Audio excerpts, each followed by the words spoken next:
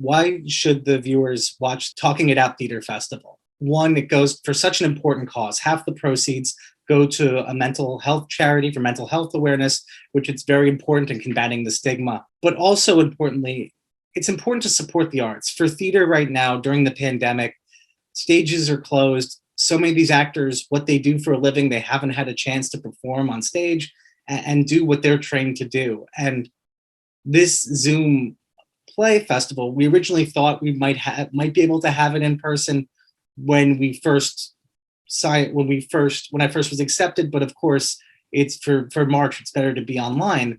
But the best part of that is now wherever you are, you can watch it from your phone, you can watch it from your laptop, and see live performance, which is such an important thing, especially now. During the pandemic, when we were trying to deal with everything that was going on, we turned to the arts.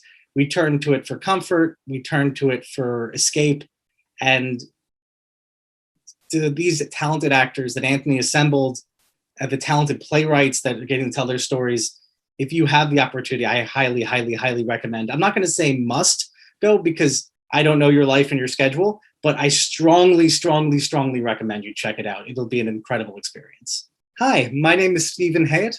If you want to learn more about my play, Joint Adventure, and the Talking It Out Festival, watch this video. So why did I have to write Joint Adventure? The short answer is because a friend asked me to. So the story Joint Adventure deals with a granddaughter and her grandfather who has Alzheimer's. And a friend approached me asking me about writing a play based on Alzheimer's for a mental health festival that she was planning on putting in. And she gave me some ideas of things she kind of wanted to include. So while I based a lot of it on my own experiences with my grandfathers, there are some things in here which were just fun ideas that we had of where we could explore. And so I guess why did I have to write it? It was because I was asked to, but it's more than that. I wanted to tell a story about Alzheimer's that wasn't just sad. Because most of the times I see plays or movies or TV shows that deal with someone with Alzheimer's, they portray it in a very sad way. And Alzheimer's is a very peculiar illness. There are times where things happen that are very funny, but there's also sadness, but I also want to portray the person as human. And I want to try to portray the realness of an individual with Alzheimer's. So that was kind of my goal and why I want to tell the story this way. The main premise of Joint Adventure is that there's a man, Jim, a grandfather, who lives on his own. He has a home help aide who's there during the week. But on the weekend, the family members take care of him. And this Saturday, Emily, the granddaughter, is assigned to watch her grandfather. So it's that day that Emily has to take care of him. And she's upset because she'd rather be somewhere else with friends, but instead she has to take care of her grandfather. And I base this on my life with one of my grandfathers, where Fridays was my family's responsibility, where we would watch him. He would have an aide for most of the week, but she would go home on the weekends, and Friday was our day, and how we'd take care of him. We'd have dinner with him. We'd watch Get Smart, was one of his favorite shows. And probably if there is a nice thing about having Alzheimer's is that you can watch the same episodes every time, and it's the first time you've seen them.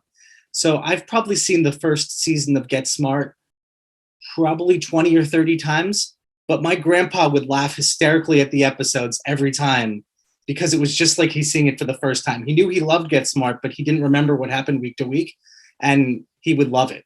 So I based the story kind of on my experiences of having to take care of my grandfather, and through this Emily character and her grandfather, Jim.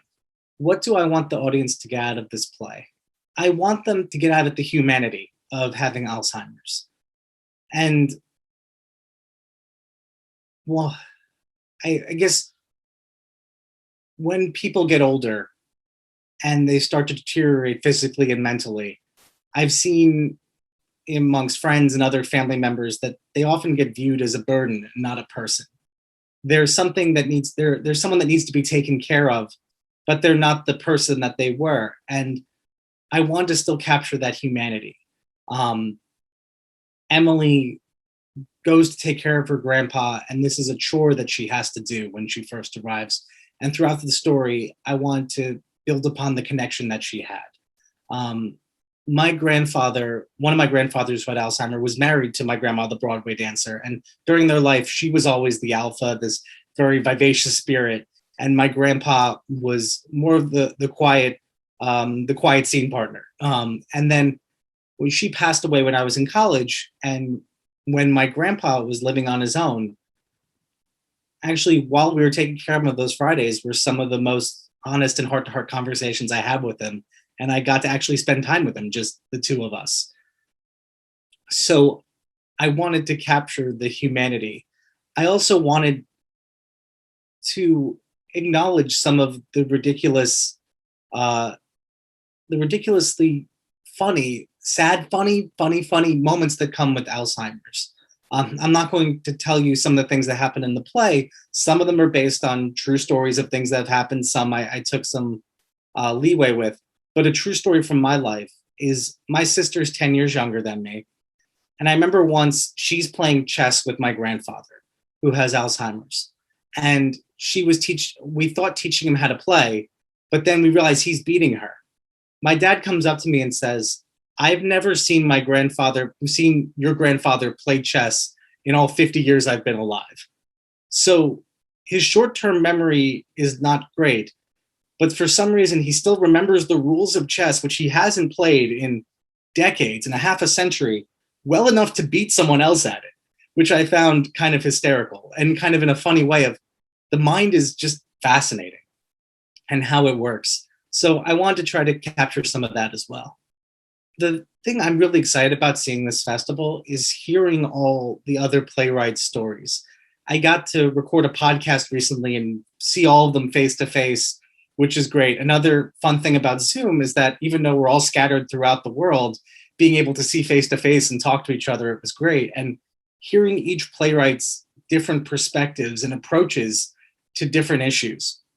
While my play talks about Alzheimer's, there are plays about a whole variety of different issues and very varied. And it's exciting that it's not going to be a one note festival. Audiences are going to get an incredible variety of issues and approaches to it, from homelessness to anxiety, but get this variety of theater and getting able to see this experience. So I'm really looking forward to actually seeing all the plays. I intentionally did not go to the first read through because I want to be surprised on opening night myself.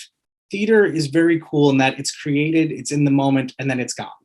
This production that we're doing right now is something that's going to happen, and you might see other productions of these plays, but it'll never be this production that we're doing right now. So it's really awesome that he brings everyone together. And again, why this festival is important, besides theater in general being important, the subject matter of what we talk about different mental health issues and combating the stigma, and not just talking about it, but helping to raise money to help people with mental health issues. It's just such an important thing all around. My name is Stephen Hayet. If you enjoyed this conversation about my play, Joint Adventure, and the Talking It Out Festival, I strongly recommend you go check us out. We're on Facebook, we're on Instagram. You could follow the festival, see the links, get tickets. It'd be a night. You can have your friends. We can do a Zoom party and watch together. It'll be a lot of fun. I highly recommend you check out the Talking It Out Festival.